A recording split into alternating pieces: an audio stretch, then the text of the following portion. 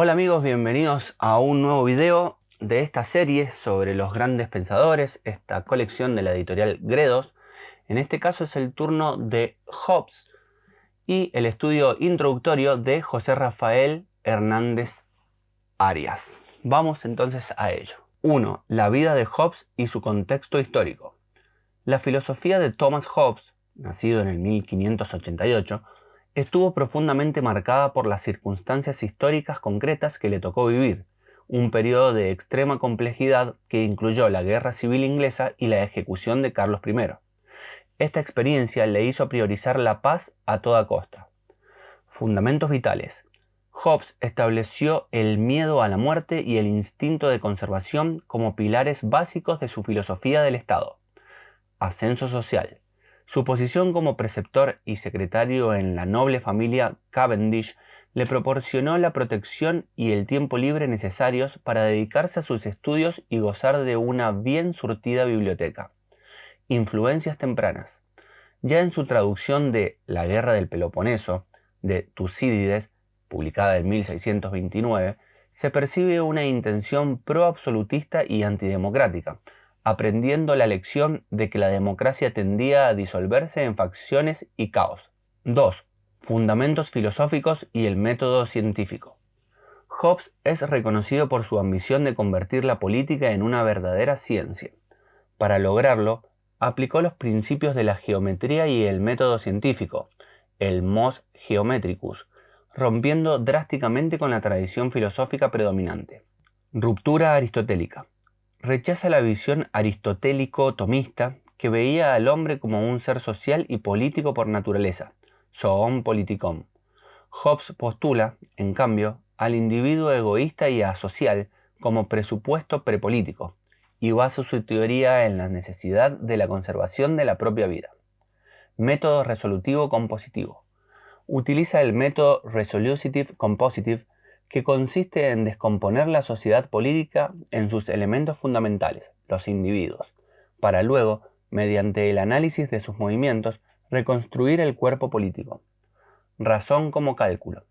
La razón se reduce a un cálculo, ratiocinatio sive compatato, una operación de adición y sustracción de conceptos. Esta definición secular del conocimiento destierra a la teología, la historia y otras disciplinas del canon de las ciencias filosóficas, ya que la filosofía se define como el conocimiento causal genético. Materialismo y nominalismo. Hobbes asume un materialismo dinámico, donde todo es materia en movimiento, matter in motion, incluyendo al ser humano. Como nominalista, considera que el lenguaje es un instrumento ambiguo.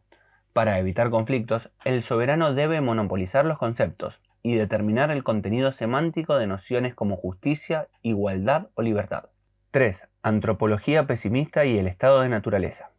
La filosofía política de Hobbes se fundamenta en una antropología pesimista, donde el comportamiento humano se rige por la aversión y el deseo. Poder y felicidad. Las acciones humanas están impulsadas por un deseo perpetuo e incansable de conseguir poder tras poder, que solo cesa con la muerte. La felicidad no es un fin último, sino el continuo éxito en la adquisición de cosas y en el logro de objetivos. El miedo básico. El instinto de conservación implica necesariamente el miedo a la muerte. Este miedo es un factor esencial que impulsa al hombre a la previsión y a buscar la vida en un estado. Guerra de todos contra todos. El estado de naturaleza, status naturalis, es una construcción ideal que ilustra la existencia humana sin una autoridad coercitiva. En este estado, la vida se caracteriza por la guerra de todos contra todos, bellum omnium contra omnes, donde no hay confrontación constante, sino una disposición a emplear la violencia. La vida aquí es pobre, solitaria, detestable, brutal y breve. Ausencia de ley y justicia. En el estado de naturaleza, existe una igualdad natural relativa entre los hombres que hace que cada uno sea una amenaza mortal para el prójimo. No existen ni los conceptos de propiedad ni de justicia objetiva. La máxima socrática de evitar la injusticia carece de contenido. El dilema de los presos. Hobbes justifica la necesidad del poder absoluto sobre la base de que la cooperación social es imposible en el estado de naturaleza. pues los acuerdos no son vinculantes. Su lógica se asemeja al dilema de los presos. La estrategia racional egoísta, confesar, en el ejemplo, no conduce al resultado más ventajoso para ambos, sino que perpetúa la inseguridad, haciendo inevitable el sometimiento a una autoridad. 4. El contrato social y la creación del Leviatán. La razón y el miedo impulsan al hombre a salir del estado de naturaleza. El contrato, covenant, es el vehículo para esta socialización, creando una asociación artificial, societas contracta artificiosa. Leyes naturales, limitadas. Las leyes naturales son dictados de la razón, como buscar la paz, que prohíben acciones destructivas para la vida propia. Sin embargo, son solo reglas de prudencia o imperativos hipotéticos, que solo vinculan in foro interno, en la conciencia. Necesitan un poder visible y una espada que garantice su cumplimiento mediante el temor eficaz. La transferencia de derechos. El pacto es simultáneamente de asociación y de dominio, pactum associatonis y pactum sobiectionis. Mediante este acuerdo, la multitud transfiere su derecho a gobernarse a sí misma, ius in omnia, a un tercero, el soberano, que es un tercero beneficiado y no parte del contrato. El soberano, Dios mortal. El soberano recibe el nombre de Leviatán. Se le designa como el Dios mortal, Deus mortalis, al que los súbditos deben, después del Dios inmortal, su paz y seguridad. Su poder es absoluto, ilimitado, indivisible e irrevocable. La obligación del soberano, su deber implícito, es garantizar la seguridad, salus pública, de los ciudadanos. Obediencia y resistencia. Los súbditos no obedecen al soberano por una obligación directa hacia él, sino por la obligación mutua que tienen entre sí, pactada para mantener la paz. La obligación de obediencia cesa cuando el soberano ya no puede garantizar la seguridad del ciudadano. Hobbes también reconoce el derecho a la defensa propia, permitiendo la resistencia violenta si el Estado atenta contra la vida o la integridad física del ciudadano. 5. La soberanía y el monopolio del poder, civil y espiritual. Para Hobbes, el soberano debe concentrar todo el poder, incluyendo el espiritual. Conciencia pública. El soberano es la conciencia pública. La ley civil es la fuente de lo bueno y lo malo. La autoridad, y no la verdad, hace la ley. Sed auctoritas non veritas facit legem. Control religioso. Hobbes busca neutralizar las controversias teológicas que puedan desestabilizar el Estado. Identifica la obediencia a Dios con la obediencia al soberano, ya que toda autoridad emana de Dios. La desobediencia al soberano es la esencia del pecado.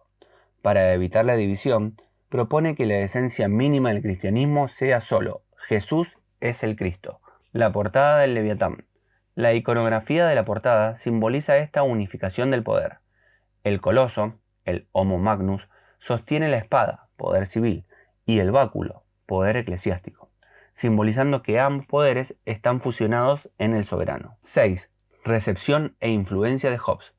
Hobbes es considerado un clásico del pensamiento político moderno.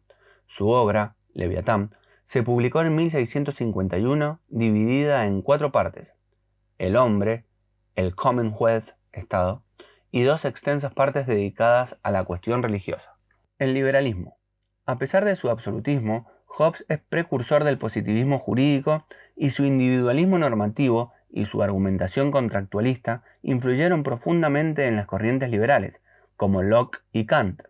La distinción entre la esfera de la creencia interna, foro interno, y la obediencia pública, foro externo, es interpretada como un elemento liberal. Los totalitarismos. Hobbes fue generalmente rechazado por los teóricos de los movimientos totalitarios del siglo XX, comunismo, fascismo, nacionalsocialismo, quienes lo veían como un pionero del capitalismo y del pensamiento burgués. En el régimen nazi, su pensamiento era considerado opuesto a su cosmovisión, ya que Hobbes priorizaba al individuo y al Estado como una máquina artificial, careciendo de un enfoque orgánico o racial. Y bien amigos, ese fue un resumen del estudio introductorio de este tomo sobre Hobbes, este estudio introductorio a cargo de José Rafael Hernández Arias, y en el próximo video será el turno entonces de Spinoza. Hasta la próxima.